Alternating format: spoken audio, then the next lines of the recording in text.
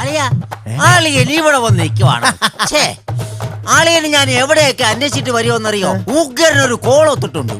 ആ നമ്മുടെ സ്റ്റേഷനിൽ നിന്ന് ഒരു അബ്കാരി കോണ്ടാക്ടേക്ക് അയാളുടെ ഫോട്ടോ കിട്ടിയതാ. എന്റെ ദേവി, പ്രാർത്ഥന കേട്ടു. എന്നാലേ നമുക്ക് ഇതുമായിട്ട് അളിയന്റെ വീട്ടിൽ പോയിരുന്ന് അടിക്കാം.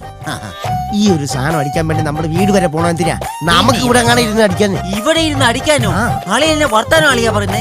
ഞാൻ ഒരു നിയമപാലകനല്ലേ? ഞാൻ ഇവിടെ ഇരുന്ന് അടിക്കുന്ന ആരെങ്കിലും കണ്ടിട്ട് പോയ എന്റെ ജോലി പോയല്ലേ അളിയാ? എന്ത് വർത്തമാനേ അളി നീ പറയുന്നത്? സാധനം ഒപ്പിച്ചോ പോലെ ഇനി അടിക്കാനും സ്ഥലം ഞാൻ ഒപ്പിക്കണം. എന്നാ സ്ഥലമുണ്ടോ? ആ ബൈജോളി ഞാൻ സമ്മതിച്ച് തന്നിരിക്കുക. അളിയാ, എന്റെ പെങ്ങള് നയൻതാര, അവൾ എന്തിയാ അളിയാ? ഞാൻ തന്നെ അവളെ കാണുന്നത് വല്ലപ്പോഴും.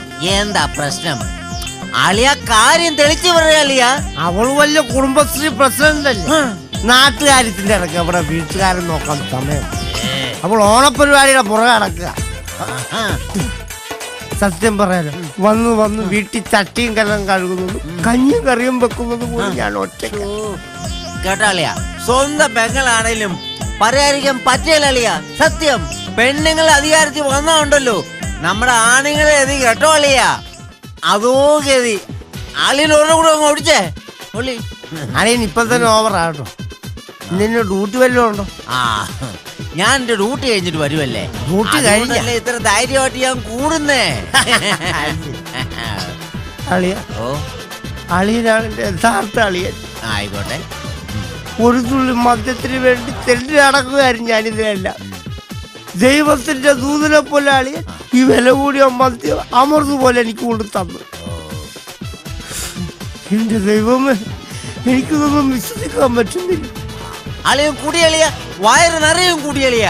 ഈ കോൺസ്റ്റബിൾ പങ്കിജാശൻ ഇവിടെ ഉള്ളിടത്തോളം കാലം അളിയന് കള്ളുകൂടിയിൽ ഒരു മുട്ടും പരിയല്ല. അമ്മയാണ് സത്യം അളിയ. അളിയന്റെ സ്നേഹത്തിന് മുമ്പ് ഞാൻ ഒന്നുമല്ലാതായി പോണല്ലേ.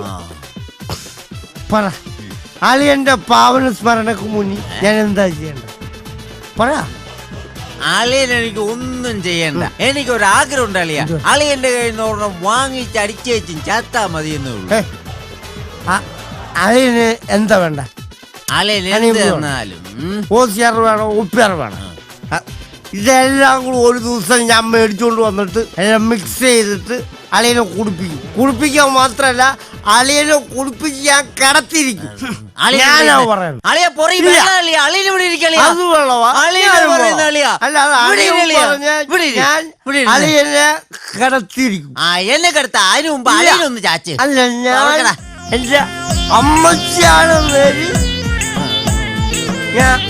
ഞാൻ കിടത്തും. എന്റെ അളിയന്റെ കാര്യം ഒരു തീരുമാനമായി. ഞാൻ കിടക്കും. ഇനി ഞാനിവിടെ ഇരുന്ന എന്റെ കാര്യത്തിലും ഒരു തീരുമാനമാകും. ഞാനും കൂടി വിടുക ആളിയാ. അപ്പൊ എല്ലാം പറഞ്ഞ പോലെ ബോധം വരുമ്പോ ആളിയിൽ എന്റെ വീട്ടിൽ പോക്കോണം. ഓക്കെ?